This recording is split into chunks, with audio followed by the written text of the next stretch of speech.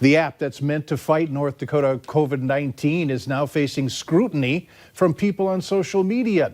They're wondering whether the app is safe. As Valley News Team's Alexandra Kay explains, there are privacy concerns on the information being collected and where it goes.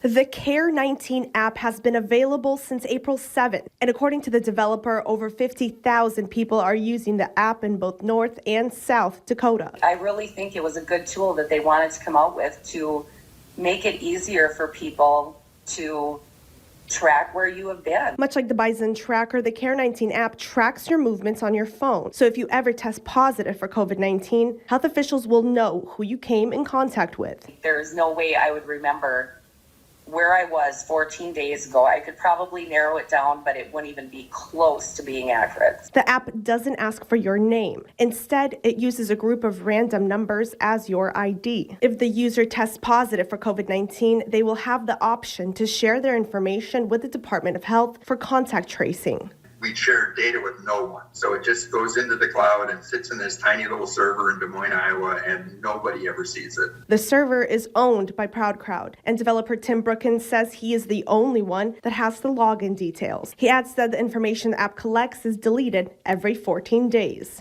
The state does not have access to any of the data in there. There's only, the only way they get access to the data that's in there is if someone tests positive and if they consent. For Swenson, the safety and security of the data that the app gathers is not a cause for concern. I look at it as more of a protection. It's a number that is being shared. They don't know by my number who I am, and I don't know who they are. Brookins says he knows it isn't a perfect tool, but they're constantly updating it to make it more precise in tracing the spread of COVID-19. In Fargo, Alexandra Kay, Valley News Live.